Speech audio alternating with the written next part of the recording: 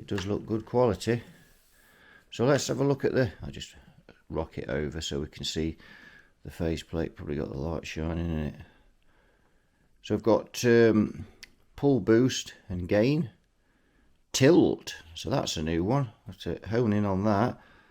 Don't quite know what that's about. Bass, middle and treble, and then we've got output of master, and we've got a presence there on the end. And we've also got this switch, this, oops, sorry, that's so bright it's making the camera flicker. Let me just tilt that down, that's it, so you can see it get off the reflection. So we've got one of those low, mid and high switches there, which be interesting. I'll see a schematic and see how that's working. But yeah, quite a nice looking amplifier. Let's have a look at the back. Right, to look at the back properly, I've dropped this onto its face.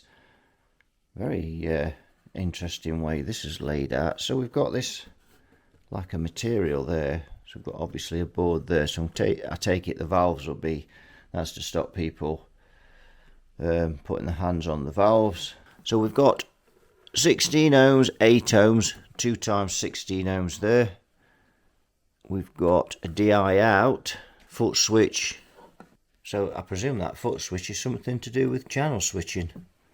And of course we've got an effects loop on there as well.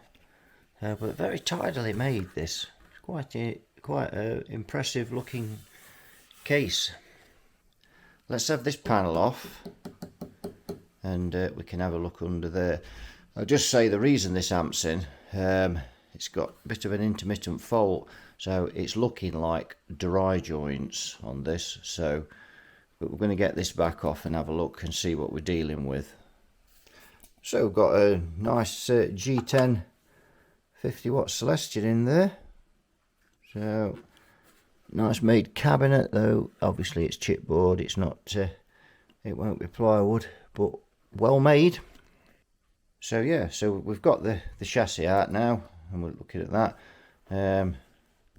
Not a particularly big power transformer, that, is it?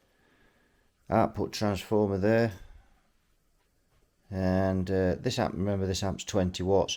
Couple of EL34s there, and they are Marshall ones, and judging by the felt tip on there, they've been well matched. And we have got a three, sorry, I'll just move that back, 3 electro harmonic 12AX7s in there. Ah, look out chaps, look out, look at this lot. Very well made and put together, but I'm afraid it's the OPC board. So finding faults on these intermittent faults on these type of amps is not easy, but did find after it had been on a while, I did notice when I touched this master, this volume here, that there was a slight fault.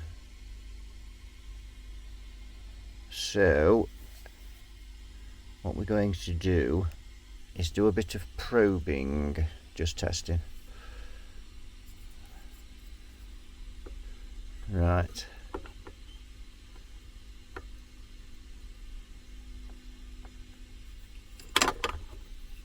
So we're going to go round and see if we can find anything that's a little bit dodgy.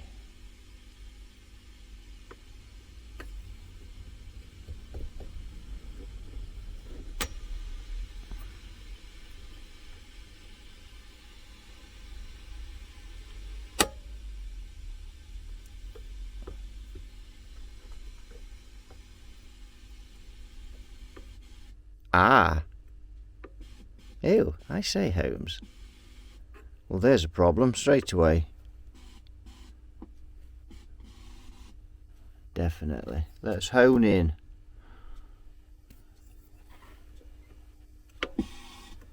Ah.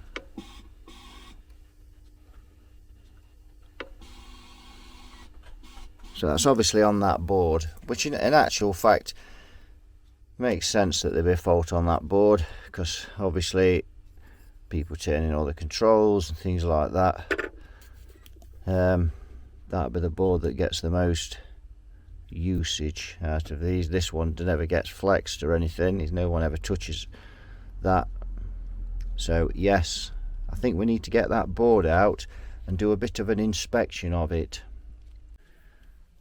Right, we need to get these pots off, and I've got a couple off, and I have to say these aren't easy to get off. But this here string was used to band up some cable, and it's actually layers of thread. It's quite strong. So what I do with these is I pop that round there, and then we just ease them off like that. And that's far better than sticking a couple of screwdrivers down here and then marking the faceplate. Remember, this amp looks brand new, so we don't want to be leaving any marks on it. The string doesn't leave any marks at all, and you can get them off quite easily. Sometimes they fire off a bit there, but they're you see that again, it's just over the chassis. You can just ease if you just put your thumb there like that, you can just ease them off. So that's the best way of doing those. We're just loosening these nuts off now. I'm going to get this board out. I don't know why I'm filming this for. You must have seen millions of people do this on YouTube. But whilst we're here, we might as well film it and have a look.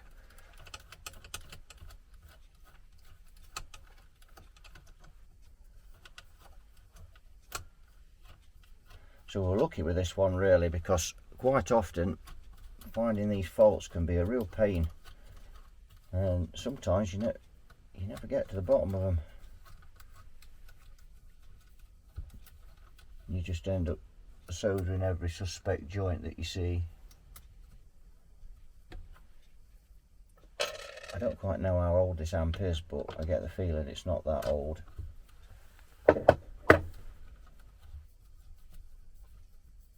And despite the fact that it's a PC board amp, it is very well made, though the boards are a little thin, but still pretty well made.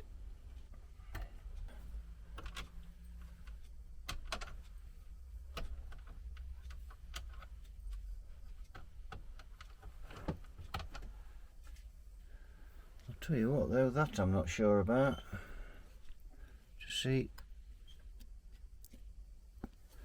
I'm just going to take the camera off the tripod.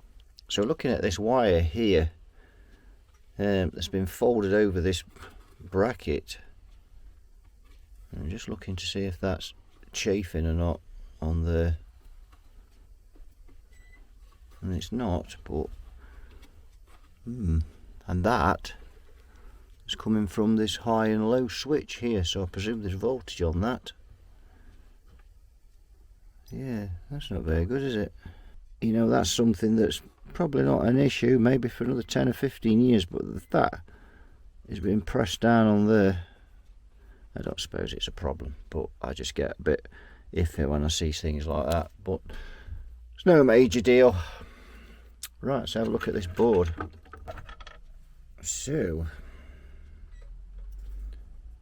it was at this end, and I pushed it at this end. Can we see anything?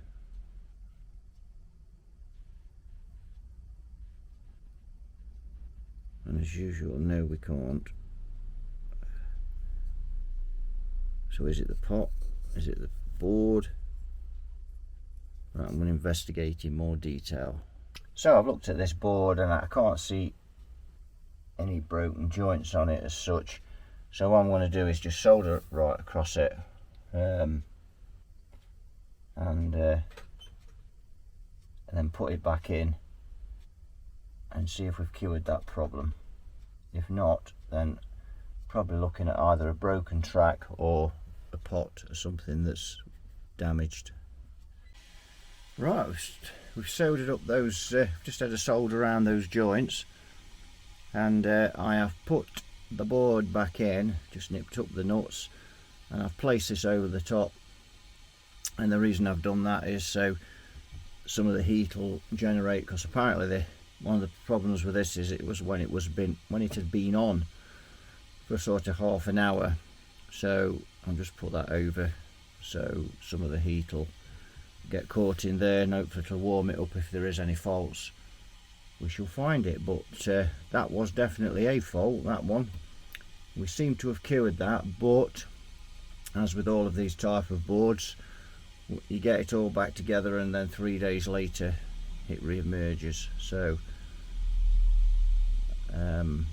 yeah, we're going to have to do this is going to have to be on a lengthy test really to make sure that we have cured that.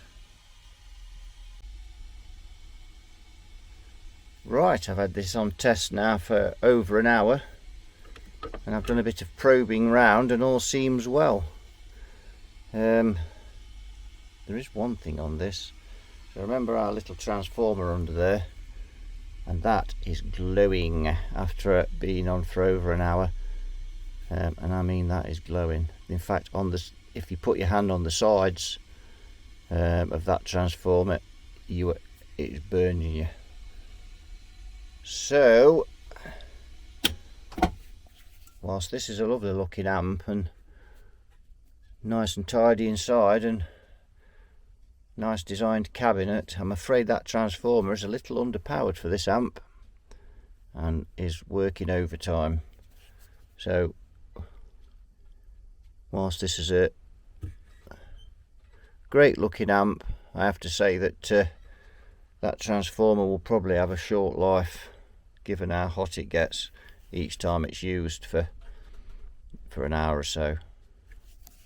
I mean, a gig's hour and a half, 2 hours. That's scolding. How many gigs is that going to last?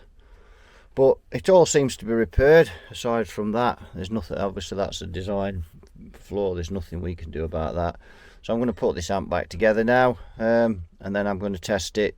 We'll run it up, have a listen, test it a bit more, and just hope we've cured that fault. Because intermittent faults, dry joints and things like that, if you can't actually see, you know, if you go in and you see a joint and it's obvious, you know, that it's dry jointed, that's one thing. But often on these you just have to have a solder around, and sometimes you get lucky, and it looks like we have on this occasion so far, fingers crossed. Right, I'm going to get this back in the case and then we'll have a listen. Right, we've got this Marshall Origin 20 that we've got back in the case. Let's have a listen.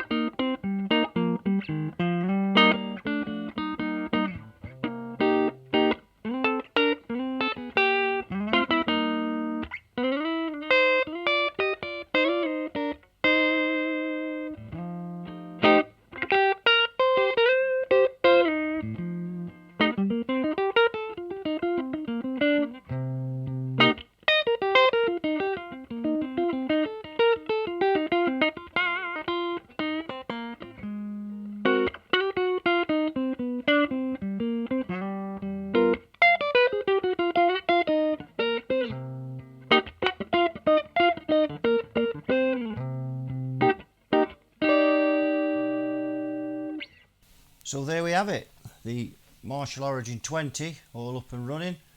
An intermittent fault. Hopefully we've got to the bottom of that. You can never be sure with intermittent faults on PC boards, but fingers crossed that's cured it. So thanks for watching, and please subscribe to the channel if you wish to do so, and you all take care, and I'll see you all in a future video. Bye bye for now.